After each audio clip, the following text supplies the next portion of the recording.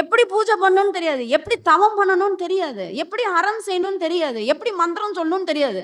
ஆனா நீ வேணும்னு மட்டும் அது உங்களுக்கு தோணும். அப்போ அவர்கள மாரி நீ எல்லாம் பண்ணலன்னு சொல்லி, நீ என்ன விட்டுறக்கூடாது. சக்திகள் சக்தர்களுமாக 1000 1000 பேர் அங்க இருந்தாங்களாம். வந்தார்களடி. வந்து மயக்க மயங்காமல் அருள் வல்லபம் பெற்றேனடி. இதுதான் சித்துகள் கைகூர்ற இடம். இப்படி திருவாசகம் பாடுனா, இப்படி திருவருட்பா பாடுனா, நாமும் அதே நிலையை அடையலாம். ஞான சம்பந்தரை நினைச்சு ஏங்கிய ஒரு பாட்டு இருக்கு. இதெல்லாம் தெரியணும். ஐயா எவ்வளவு அந்த சைவத்தின் மீதும் சிவனின் மீதும் அந்த கடவுளின் மீதும் எவ்வளவு பற்று, இவ்வளவு ஸ்டெப்ஸுங்க. யார் எழுத முடியும்? நம்பால் உள்ள கருணையினால அந்த யோக அனுபவத்தையும் எழுதி வச்சார் ஐயா.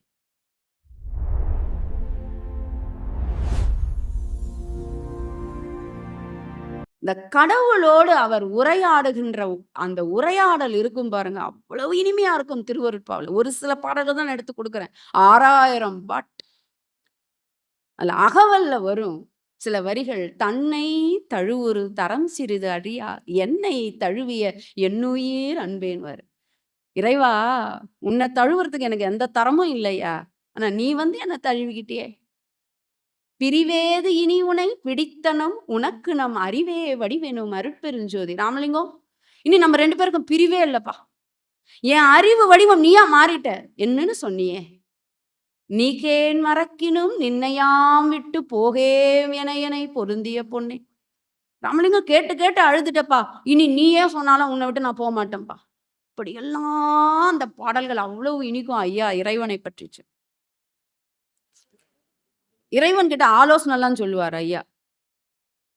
அந்த பக்திய சொல்றேன். சொல்றாரு, அப்பா சில நீதி எல்லாம் இருக்கு. பிள்ளைகளுக்கு எப்பொழுது பால் கொடுக்கணும்? அம்மாங்களுக்கு சொல்லிக் கொடுப்பாங்க. நம்ம அம்மாங்க இந்த இளம் தாய்மார்களுக்கு சொல்லுவாங்க, பார் புள்ள அழுதா பால் கொடு, சும்மா சும்மா எடுத்து பால் கொடுக்காது சொல்லுவாங்க இல்லையா? வள்ளல் பெருமானா சொல்றாரு, ஆமாப்பா அப்படிதான் உண்மை. ஆனா சில குழந்தைகள் அழகூட வலிமை இல்லாம குழவியா பிறந்துருமே, குறை பிரசவத்துல பிறந்துருமே. 7 மாசத்துல பிறக்கும், 8 மாசத்துல பிறக்கும். அந்த நீதியை இந்த குழவி இடத்தில் ஃபாலோ பண்ணலாமா? பண்ணக்கூடாது இல்லையா? பெற்றோர்கள் தாய்மார்களுக்கு தெரியும். இதை கொண்டு வரார் ஐயா. அப்பவே குறை பிரசவம் இருந்திருக்கு. அப்ப எதை எப்படி வளர்த்திருப்பார்களோ.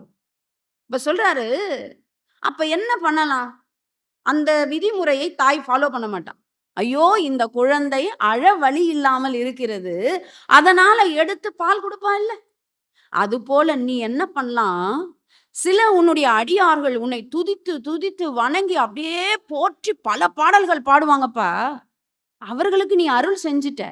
என்ன மாதிரி சில கேஸ் இருக்கும்.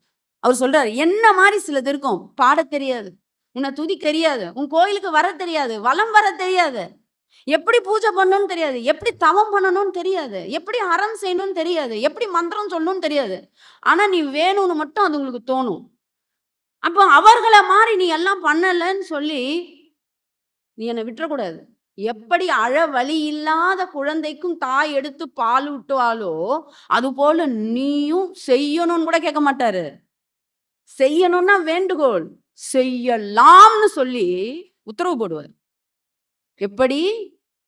அழுத பிள்ளைக்கே பால் உணவு அளிப்பார். ரொம்ப அழகா இருக்கும் அந்த ராகம். கேட்டு இருப்பீர்கள் என்று நினைக்கிறேன். அழுத பிள்ளைக்கே பாலுணவளிப்பால் அன்னை என்பர்கள்.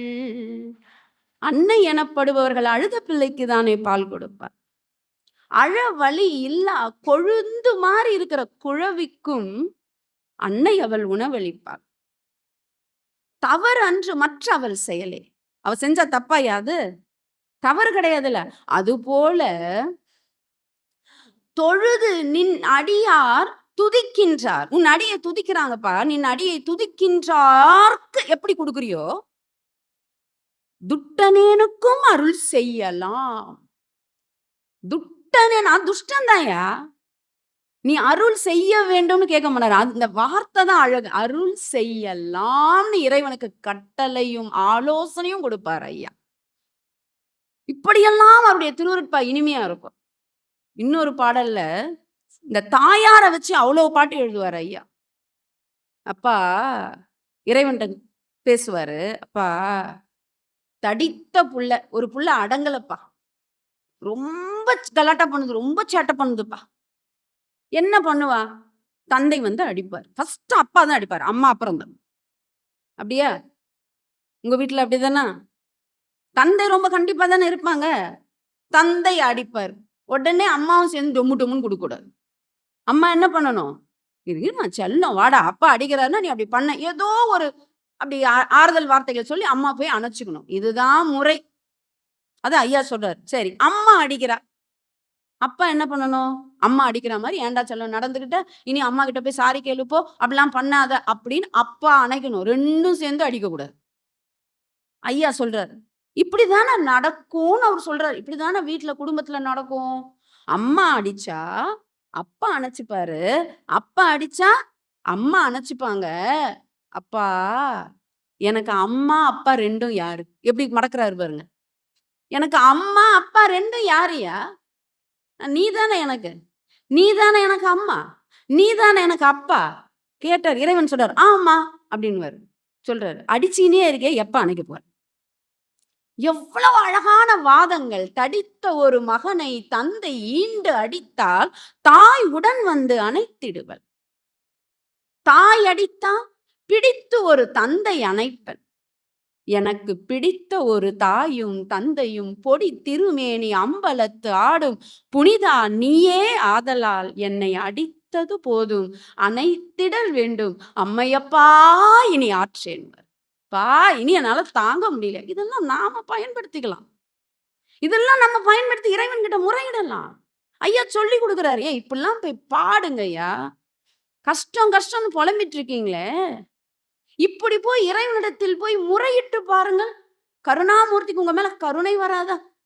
எவ்வளவு கஷ்டம் கஷ்டம்னு சொல்றவங்க எல்லாம் பார்த்துக்கோங்க. இப்படியெல்லாம் மகான்கள் நமக்கு முன்னாடி தமிழ்நாட்டுல இப்படி சொல்லக்கூடாது. பாரத தேசத்துல சொல்லக்கூடாது. அதுவும் குறிப்பா தமிழ்நாட்டுல சொல்லக்கூடாது. அவ்வளவு பக்தி இலக்கியங்கள் நிரம்பி இருக்கு. எப்படி பாடணும்னு மாணிக்கவாசகர் சொல்லிக் கொடுக்காதா? ஐயா சொல்லுவார் மாணிக்கவாசகரை பத்தி. அவ்வளவு தன்னுடைய மூதாதையர்கள், முன்னோர்கள், அடியார்கள் மீது அத்தனை அன்பு நம்ம ஐயாக்கு. அது ரொம்ப இனிமையா இருக்கும். அவர் இறைவன் கிட்ட போய் சிவநேச வெண்பா என்று முதல் திருமுறை இருக்கும். ஐயா போய் இறைவன் கிட்ட பேசுவதாக இருக்கும். அந்த இறைவன் கேட்பாரு, மாணிக்க வாசகரின் மீது ஐயாக்கு அலாதி பிரியம். எப்பொழுதும் மாணிக்க வாசகரினுடைய திருவாசகத்தை தன் தலையில வைத்துக் கொண்டே திரிவார். சென்னையில் வைத்து. அப்படி ஏதாவது வாய்ப்பில்லாத பட்சத்துல அந்த பாடலை எழுதி அதை எடுத்து குடுமியில சொருகிட்டு தான் சுத்துவார். அவ்வளவு திருவாசக பிரியம் ஐயா. வான் கலந்த மாணிக்க வாசகா பாடுவார். நின் வாசகத்தை நான் கலந்து பாடுங்க. அவர் கலப்பாராம் அந்த பாட்டுல. சும்மான பாட மாட்டாரு. நம்ம திருவாசகத்தை எப்படி பாடணும்? வாய் ஓதக்கூடாது. நம்ம மனம் நாம் அதுல கலந்து பாடணும். எப்படி சொல்றாரு ஐயா? நான் கலந்து பாடுங்க. எப்படி இருக்குமா? நற்கரும்பம் சாற்றினிலே தேன் கலந்து பால் கலந்து செழுங்கனி தீஞ்சுவை கலந்து. அதுக்கு மட்டும் இல்லை, என் ஊன் கலந்து உயிர் கலந்து உவட்டாமல் இனிப்பதுவே உவட்டாமல் இனிப்பதுவே உருகி பாடுவார் ஐயா.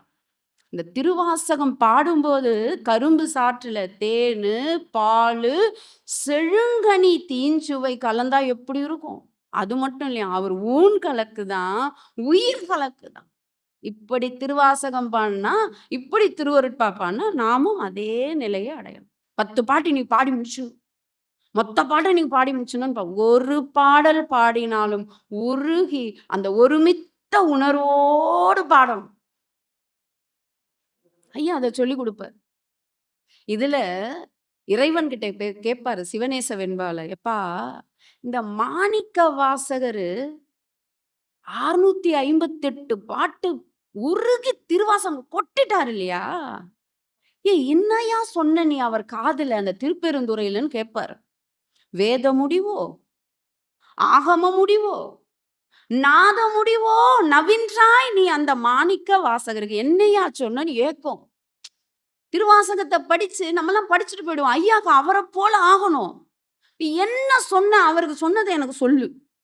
எதுக்காக அப்படி உருகி உருகி உருகி திருவாசகத்திற்கு உருகார், ஒரு வாசகத்திற்கும் உருகார்.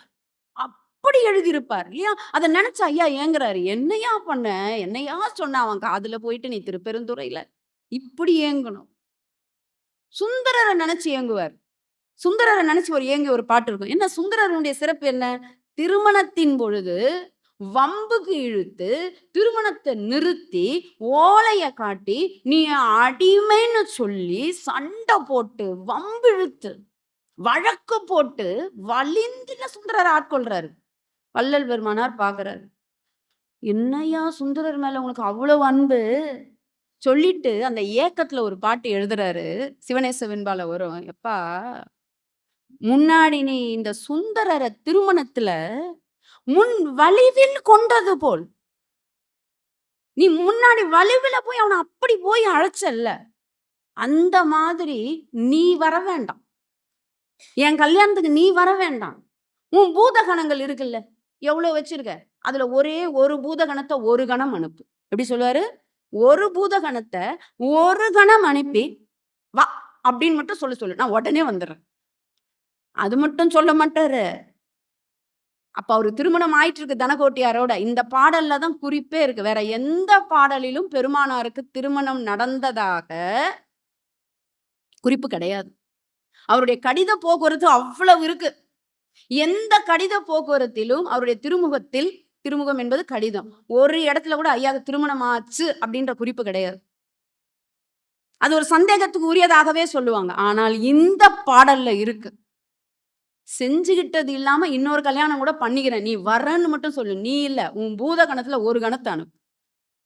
சுந்தரரை முன் வலிவில் திருமணம் கொண்டது போல் எந்தன் திருமணத்தில் நீ உன்னுடைய பூதகணத்தில் ஒரு கணத்தை ஒரு கணமேனும் வந்து உற்று அழைக்கில் செய்தது அன்றி இன்றும் ஒரு திருமணம் செய்வேன்றார். இதுதான் குறிப்பே இருக்கு. எவ்வளவு ஏக்கம் பாருங்க. எப்பா நீ மட்டும் வரன்னு சொல்லியா இப்ப கூட இன்னொரு கல்யாணம் பண்ணிக்கிறேன். தனக்கோட்டையார நினைச்சு பாருங்க. ஏயா ஒரு கல்யாணம் பண்ணியே நீ திருவாசகத்தை படிச்சு கையில திருவாசகத்தை கொடுத்துட்டு கிளம்பிட்ட. ஆனால் இறைவன் பூதகணத்தை அனுப்புவதாக இருந்தா அவர் வந்துருவாராம். எவ்வளவு ஏக்கம் பாருங்க. இதெல்லாம் முதல் திருமுறையில இருக்கு. 6ஆம் திருமுறை கடந்துடுவார்.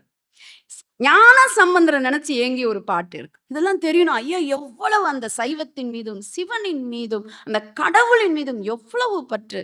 ஞான சம்பந்தர் என்ன ஏக்கம் ஐயாக்குன்னா, ஞான சம்பந்தர் அந்த திருமணத்துல எல்லாருமே அந்த கோயில் அந்த திருமணத்திற்கு வந்திருந்த அத்தனை பேரும் ஜோதியில கலப்பாங்க. ஞானசம்பந்தர் அத நினைச்சு ஏங்குறாரு. எப்பா எங்கோவே யான் புகழி எம்பெருமானுடைய திருமணம் நடந்தது இல்ல. புகழின்னா சீர்காழிக்கு இன்னொரு பேர். அந்த சீர்காழியில பிறந்தாரே எம்பெருமான் ஞானசம்பந்தர், அவர் தான் அதை குருவா ஏத்துக்கிட்டார் ஐயா. அவருடைய திருமணத்துல நான் ஒரு பொருள் சுமையாலா இருந்துடக்கூடாதா, ஒரு கூலியாலா இருந்துட்டு போயிட்டு கூடாதாப்பா? அப்படி இருந்திருந்தா நான் இன்னைக்கு வந்து உன் தாழ் வருந்த வேண்ட மாட்டேனே. இறைவா எனக்கு நீ வந்து மரணமில்லா பெருவாழ்வு கொடு, உன்னோட நான் ஐக்கியமாகணும் நான் இன்னைக்கு கேட்க மாட்டேனேப்பா. யான் புகழி எம்பெருமான் தன் திருமணத்தில் நாங்கோர் பொருட்சுமையால் ஆனேனேன், நின் தாழ் வருந்த வேண்டேன் தடைப்பட்டேன், ஆதலால் தான் இந்நாள் நின் வருந்த வேண்டுகிறேன். அன்னைக்கு விட்டுட்டேன் ஐயா. அங்க ஒரு ஆளா நான் இருந்திருக்க கூடாது. தடை வந்துருச்சு எனக்கு.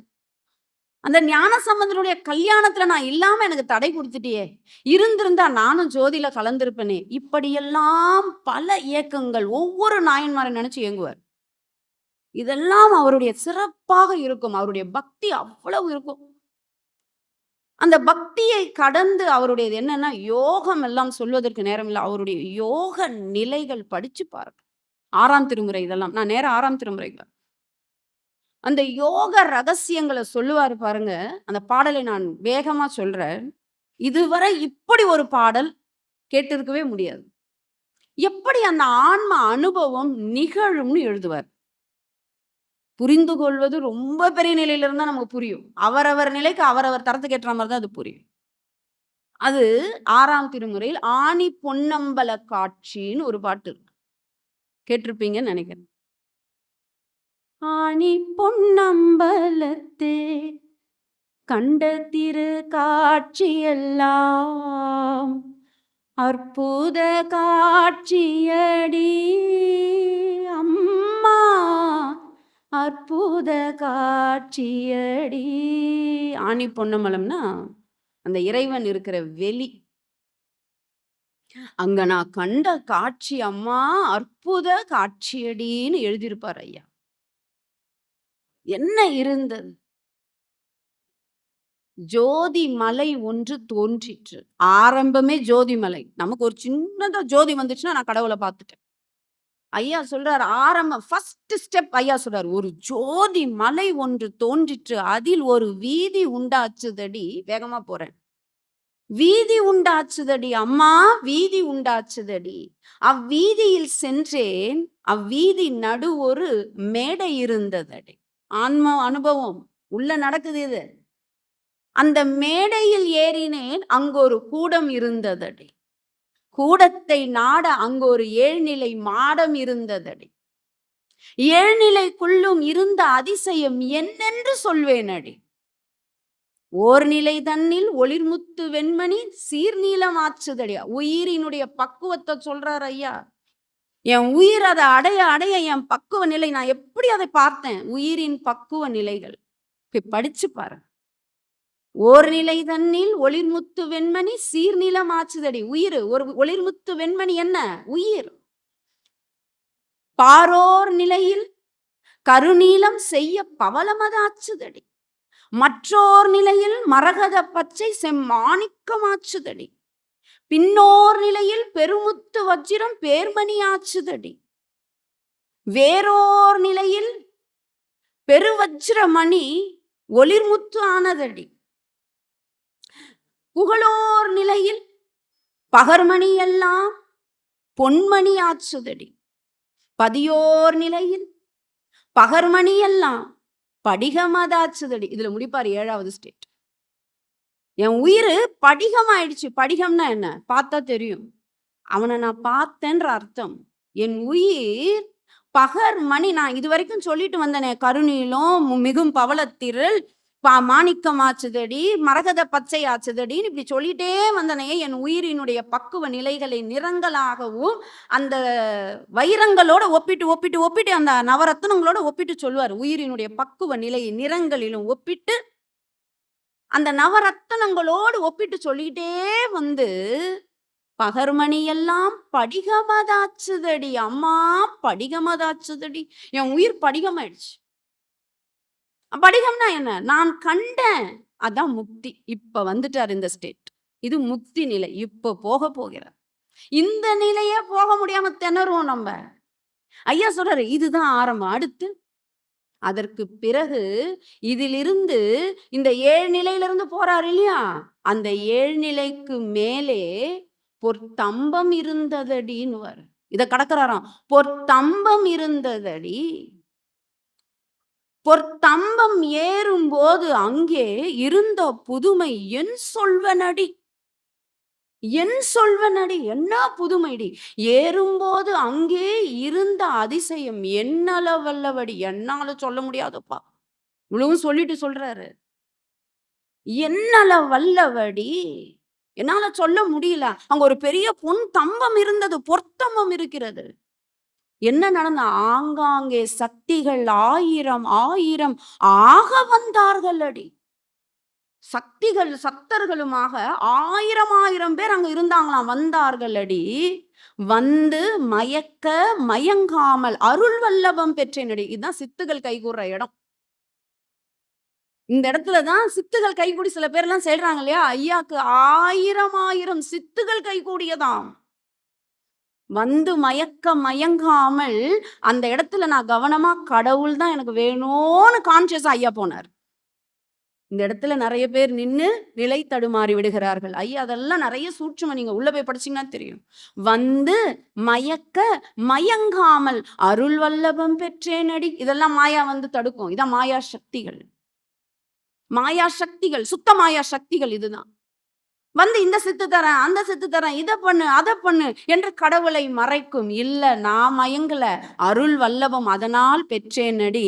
அருள் வல்லபத்தால் அந்த மாதம்பத்து ஏறி மணிமுடி கண்டேனடி. மணிமுடி பேத்துட்டாராம். மணிமுடி கண்டேன், மணிமுடி மேலொரு கொடுமுடி இருந்ததடி. எவ்வளவு அனுபவம் பாருங்க. யார் எழுத முடியும் இதெல்லாம்? இது ஒரு பாட்டு. இது மாதிரி எவ்வளவு பாடல்கள் அனுபவம். கொடுமுடி கண்டேனடி, கொடுமுடி மேலொரு 1008 பொற்றாமரை கோயில் இருந்ததடி. 1008 பொற்றாமரை கோயில் ஆன்ம அனுபவமா சொல்றாரு. அங்க 1008 பொற்றாமரை கோயில் இருக்காம். அந்த கோபுர வாயிலில் நான் கூசாமல் சென்றேனடி. எனக்கு எந்த தயக்கமும் இல்ல. நான் உள்ள போயிட்டேன். அங்கே சக்திகள் சத்தர்கள் கோடிபல் கோடியடி. இங்க 1000, இங்கு கோடி. கோடிபல் கோடியடி. அவர்கள் எப்படி இருந்தார்கள்? வண்ணத்தை சொல்கிறார். அவர்களுடைய வண்ணம் ஐவண்ணம், செவ்வண்ணம், வெல்வண்ணம் என்று ஐவண்ணம் இருந்ததடி. கோடி பேர் இருந்தாங்க. அவர்கள் 5 வண்ணத்துல இருந்தாங்க. அது என்னென்ன வண்ணம் தெரியுங்களா? ஐயா சொல்ற வண்ணம் தான். பச்சை, செம்மை, நீலம், பொன்மை, வெண்மை. இதான் திரைகளா சொல்லுவார். இதெல்லாம் சக்திகள் வந்து தடுக்கிறது. மாயா சக்தி, சுத்த மாயா, ஆதி சக்தி, பராசக்தி, இச்சா சக்தி, ஞான சக்தி, கிரியா சக்தி, இதெல்லாம் வந்து சக்திகள் தடுக்கும். இதையும் கடக்கணும். வந்தார்கள் அடி. ஆங்கு அவர் என்ன பார்த்தார்களாம்? ஐயாவை பாக்குறாங்களாம். இங்கு யார் இவ? என்னடா இந்த எல்லைய ஒருத்தன் கடக்குறான், அங்கேயே எல்லாம் டிராப் ஆகி நிக்குங்களே, அதையும் கடந்து இவங்க வந்துட்டானே என்று ஆங்கவர் இவர் யாரென்று என்ன அப்பாலே சென்றேனடி. நான் அதையும் கடந்து அப்பாலே போயிட்டேன்டி. அப்பாலே சென்றேன். அங்கே ஐவர் இருந்தாரடி. யார் அவங்க தெரியுங்களா? படைத்தல், காத்தல், அழித்தல், மறைத்தல், அருளல் என்று 5 தொழிலை செய்பவர்களையும் போய் பார்த்துட்டார் ஐயா. அங்கு அவர் வழிகாட்ட நான் அப்பாலே சென்றேன். அங்கு பெண்ணோடு ஆணாக இருவர் இருந்தாரடி. யார் அது? ஆண் சக்தி, பெண் சக்தி, சிவம் சக்தி. அதுவும் அந்த இறங்குறது தான். 2 ஆணோடு பெண்ணாக இருவர் இருந்தாரடி. ஆங்கு அவர் காட்ட அந்த கோபுர வாயிலில் உள்ளே சென்றேனடி. அணுக்க திருவாயில் உற்றேனடின்றார். அணுக்க திருவாயில் கிட்டக்க போயிட்டண்டி. இந்த இடத்துக்கு போக முடியாது. அணுக்க திருவாயில் உற்றேனடி. அணுக்க திருவாயிலில் என் ஆனந்த வள்ளி அம்மையை கண்டேனடி. இதுதான் சிவத்துக்கு நெக்ஸ்ட் இருக்கிற சக்தியின் ரூம். சிவம் என்பது நீங்க என்ன, பெரிய அருட்பெருஞ்சோதி. அந்த அருட்பெருஞ்சோதி இன்னும் கீழே கீழே இறங்கும். உங்களுக்கு சைவ சித்தாந்தம் படிச்சிருந்தா தெரியும். இப்போ ஒரு பெரிய கரண்ட் இருக்குன்னா அந்த கரண்ட்டை எப்படி கொண்டு வருவாங்க? ஈபில குறைச்சு, அதுக்கப்புறம் ஆஃபீஸ்க்கு நான் எப்படி அந்த மாதிரி குறைச்சு வீட்டுக்கு கொஞ்சம் வோல்டேஜ் தானே, அந்த மாதிரி தான் இந்த உடம்புக்குள்ள கொஞ்சம் வோல்டேஜ் இருக்கு. அந்த பெரிய பரமாத்மா, பெரிய பரம்பொருள். அந்த பரம்பொருள் கொஞ்சம் குறைஞ்சதுதான் ஆனந்தவல்லி அம்மை. அந்த 2னுடைய சக்தி தான் சிவசக்தி. அவங்கதான் படைத்தல், காத்தல், அழித்தல், மறைத்தல், அருளல். அதுக்கப்புறம் தான் இத்தனை சித்தர்கள், சக்திகள். இவ்வளவு ஐயா சொல்றார். ஆனந்தவல்லி என் அம்மை இருந்தாலடி. அங்கு அவள் அருளாலே, தாங்கும் அவள் அருளாலே ஆனந்த வள்ளியை கண்டேன். அவள் அருள் கொண்டேன், அமிர்தமும் உண்டேன். அவ கொடுத்துட்டா. அதனாலதான் சக்தி, அமிர்தம் யார் சுரக்கணும்? உயிர் சக்தி தான் உங்களுக்கு கொடுக்கணும். அமிர்தமும் உண்டேனடி. தாங்கும் அவள் அருளாலே நடராஜ சந்நிதியை கண்டேனடி. அவதான் அப்படி வழி விடணும். அப்படி வழி விட்டு நடராஜ சந்நிதியை கண்டேனடின்னு சொல்லிட்டு நிறைவு வரி போடுவார். நடராஜ சந்நிதியில் நான் பெற்ற பேற்றை சாமி அறிவாரடி. அங்க போய் நான் என்ன அடைஞ்சேன் சொல்ல முடியாது. சாமி அறிவாரடின்னு சஸ்பென்ஸோட நிறுத்திடுவார். சொல்ல முடியாது. நடராஜ சந்நிதியில் இவ்வளவு ஸ்டெப்ஸுங்க யார் எழுத முடியும்? நம்பால் உள்ள கருணையினால அந்த யோக அனுபவத்தை எழுதி வச்சார் ஐயா. இதெல்லாம் ஒரு விஷயமே இல்லை ஐயா. ஐயாவுடைய சிறப்பு என்னன்னா சொன்னோம் இல்லையா ஐயா, அந்த உயிர்களுக்காக இறக்கப்படுறது. ஐயா சொல்லுவாரு, என்னையும் இரக்கத்தையும் ஒன்னா படைச்சிட்டியே இறைவான்னு கேட்பாரு இறைவன் கிட்ட. எப்பா இரக்கம் வேறு நான் வேறு இல்லையே, என்னை ஒன்னா படைச்சிட்டியே. அந்த இரக்கத்தின் காரணமா ஐயா தான் வேறு மக்கள் வேறுன்னு நினைக்கல. ஞானசரியை முழு பாடலும் படி மக்கள் கிட்ட கெஞ்சுவார். அந்த கெஞ்சலினுடைய அவர்கள் கேட்கலன்னும் போது கோபம். அந்த கோபத்துல என்ன கேட்பாரு ஐயா? திட்டுன்னு திட்டுவாரு. கருணையினுடைய வடிவம் கோபம். இன்னொரு கோபம் மரக்கருணை. என்ன சொல்வாரு? என்னடா என் பேச்சே கேட்க மாட்டேங்கிறீங்க, வட்டி மேல் வட்டிகொள் மார்க்கத்தை அறிகின்றி வட்டியை வளர்க்கின்ற மார்க்கத்தை அறியே. பெட்டி மேல் பெட்டி வைத்தாள்கின்றி வயிற்று பெட்டியை நிரப்பி கொண்டு ஒட்டி உள்ளிருந்தேன். பட்டினி கிடப்போரை பார்க்கவும் நேரேன், பழங்கஞ்சியாயினும் வழங்கவும் நினையேன். எட்டி போல் கிளைத்தீர் கொட்டி போல் வாழ்கின்றீர், எத்துணை கொள்கின்றீர் பித்துலகிற. என்னடா வாழ்க்கை நீங்க?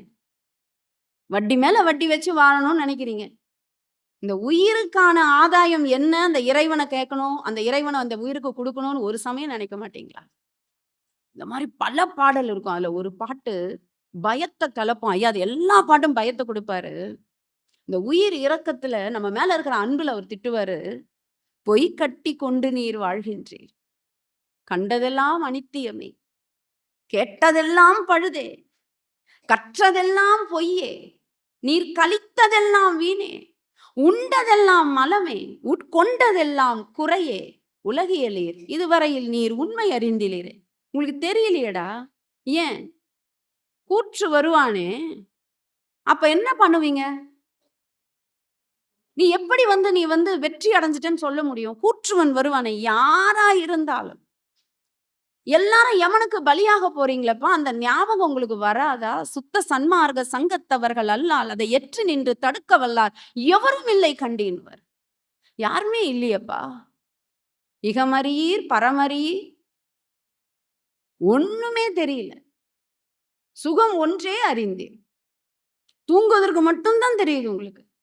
உடல் பருக்கு உண்டு நித்தம் உறங்குதற்கே அறிவீர், அம்மையும் அப்பனும் யார் என தெரியும். இப்படி பல பாடல்களை திட்டுவார். அதை சொல்லுவார், பொய் கட்டி கொண்டு நீர் வாழ்கின்றீர், நீ வாழறதெல்லாம் பொய் வாழ்க. இந்த புலை கட்டி கொண்ட இந்த பொய்யுடல் விழட்டும்டா, இந்த உடம்பு விழட்டும். உயிர் சக்தி உடம்பு சரியில்லைன்னு வச்சுக்கோங்க, உயிருக்கு மரியாதை இல்லை. உடம்பு சரியில்லாம போனா உயிர் இருந்து என்ன மரியாதை இல்லை இல்ல? உயிர் போயிடுச்சுன்னா உடம்புக்கு மரியாதை இல்லை. அவ்வளவுதான் வாழ்க்கை.